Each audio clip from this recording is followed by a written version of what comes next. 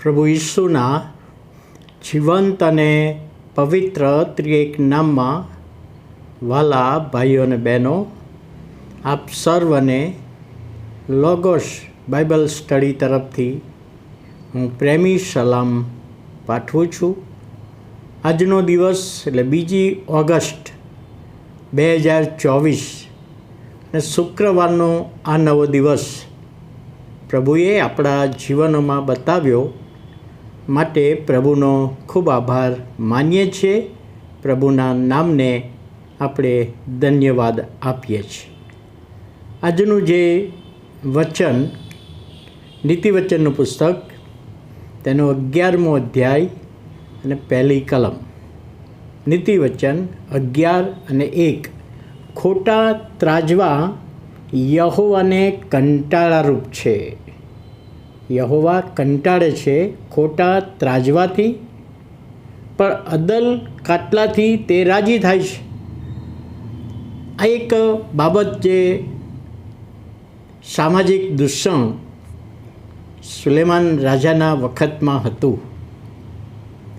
બધા જ બાઇબલ અભ્યાસો એ સ્વીકારે છે કે હિજકિયાના માણસોએ નીતિવચનનો ઉતારો કર્યો હતો. એટલે એ પહેલાં લખવામાં આવેલું 700 વર્ષ ઈસવીસન પૂર્વે. હવે એ સમયે જે સામાજિક દૂષણ હતું, જેના કારણે લોકોને સહન કરવું પડતું હતું, લોકોને નાણાકીય નુકસાન થતું હતું અને અન્યાય થતો હતો. જે વેપારીઓ હતા એ વખતે, એ વેપારીઓ 2 પ્રકારના કાટલા અથવા વજનિયા રાખતા હતા. એક ભારે વજન અને એક ઓછું વજન. 500 ગ્રામનું વજન હોય પણ એમાં વધારે ભારે 600 ગ્રામ હોય, અને બીજું 500 ગ્રામનું હોય એમાં 400 ગ્રામ હોય. એટલે એક ભારે વજન અને એક ઓછું વજન. અને બંને પ્રકારના વજનિયાથી વેપારીઓને ફાયદો થતો હતો. જ્યારે કોઈકની પાસેથી એમને વસ્તુ લેવાની હોય તો પેલું ભારે વજનિયું મૂકે, એનાથી વધારે લે અને પૈસા ઓછા આપવા પડે. પણ જ્યારે વસ્તુ વેચવાની હોય ત્યારે પેલા ઓછા વજનવાળું કાટલું અથવા જે વજનિયું હોય એ મૂકે, એટલે ઓછું આપવું પડે અને પૈસા વધારે લે. આ એક બધી તે વખતે હતી, સુલેમાન રાજાના વખતમાં. અને આ અન્યાયને માટે, આ દૂષણને માટે ઘણા બધાએ એને દૂર કરવા પ્રયત્ન કરેલો, પરંતુ એમાં તેઓ 100% સફળ થયા નહોતા. અને એ સમયે પવિત્ર આત્માની પ્રેરણાથી સુલેમાને આ વચન લખ્યું. કયું વચન? કે ખોટા ત્રાજવા યહોવાને કંટાળારૂપ છે. તમે જે ખોટી રીતે વજન કરીને લોકોની પાસેથી પડાવો છો અને લોકોને ઓછું વેચો છો, એ બાબત યહોવાને કંટાળારૂપ છે.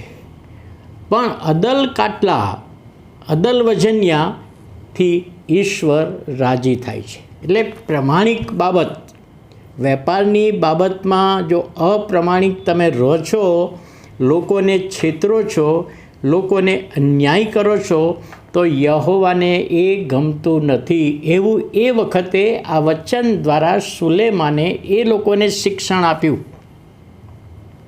પણ આજના સમયમાં આ જ કલમને જુદી રીતે સમજવામાં આવે છે, જુદી રીતે ઓળખવામાં આવે છે. આજના જીવનમાં એ લાગુકરણ કરે છે. સ્કૂલનું જીવન તો પરીક્ષાની બાબત, પરીક્ષામાં પેપર ફૂટી જવાની બાબત, પરીક્ષામાં ચોરી કરવાની બાબત, એ બાબત યહોવાને કંટાળારૂપ છે, યહોવાને ગમતી નથી. સામાજિક જીવન, લોકો સાથેનો આપણો સંબંધ, લોકો સાથે, સગા સંબંધીઓ સાથે, લોકો પડોશીઓની સાથે કેવી રીતે જીવન જીવવું, જો એ બરાબર પ્રમાણિક જીવન નથી જીવતા તો યહોવાને કંટાળારૂપ છે. અને ત્યાં લખ્યું છે ઘરેલું જીવન, કૌટુંબિક જીવન, પતિ પત્નીના સંબંધો હોય, મા બાપ અને બાળકોના સંબંધો હોય, સાસુ વહુના સંબંધો હોય, અને આ સંબંધોમાં જો પ્રમાણિકતા નથી તો દેવને એ કંટાળો આવે છે. અને ત્યાર પછી કહે છે મંડળીનું જીવન. મંડળીની બાબતમાં, મંડળીની સેવાની બાબતમાં પણ એ બાબત છે કે મંડળીમાં જે સેવા કરીએ છીએ સ્વાર્થ વગરની સેવા છે, અથવા પોતાને ઊંચા કરવા પ્રયત્ન કરીએ છીએ, અથવા પોતાનું ધાર્યું કરીએ છીએ, અથવા પોતાના લોકોને જ આગળ કરીએ છીએ, આ જો સેવામાં છે તો કે છે યહોવા એ બાબતોથી કંટાળે છે. અને એટલા માટે સુલેમાન જ્ઞાનીએ એ વખતના સમયમાં જે લખ્યું, ખોટા ત્રાજવા યહોવાને કંટાળરૂપ છે, પણ અદલ કાટલા જે યહોવાને રાજી કરે છે. તો વાલા ભાઈઓ અને બહેનો, શું આ 4 પ્રકારનું જીવન, સ્કૂલનું જીવન, સામાજિક જીવન, ઘરેલું જીવન અને મંડળીનું જીવન, અને ચોથી બાબત આપણે 5મી બાબત કેવી હોય તો વ્યક્તિગત જીવન, વ્યક્તિગત ઈશ્વર સાથેનો આપણો સંબંધ શું પ્રમાણિક છે? જો પ્રમાણિક છે તો પ્રભુના નામને ધન્યવાદ. જો પ્રમાણિક નથી તો પ્રભુ આપણા જીવનોથી, આપણા વ્યવહારોથી, આપણા કાર્યથી, આપણી સેવાથી કંટાળે છે. અને એ બાબત ધ્યાનમાં રાખીને પ્રભુની સહાય માગીએ. તો આવો આપણે પ્રાર્થના કરીએ.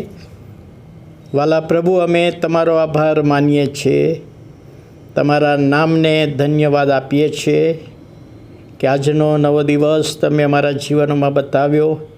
અને ત્યારે પ્રભુ જે બાબત તમે બતાવી, અમારા જીવનથી કઈ બાબતથી તમે કંટાળો છો, અમે તમને રાજી રાખવા પ્રયત્ન કરીએ. તમારો આશીર્વાદ આપો, દોરવણી આપો, સહાય પૂરી પાડો. ઈસુ અમારા પ્રભુના પવિત્ર નામમાં સાંભળો અને માન્ય કરો. આમેન.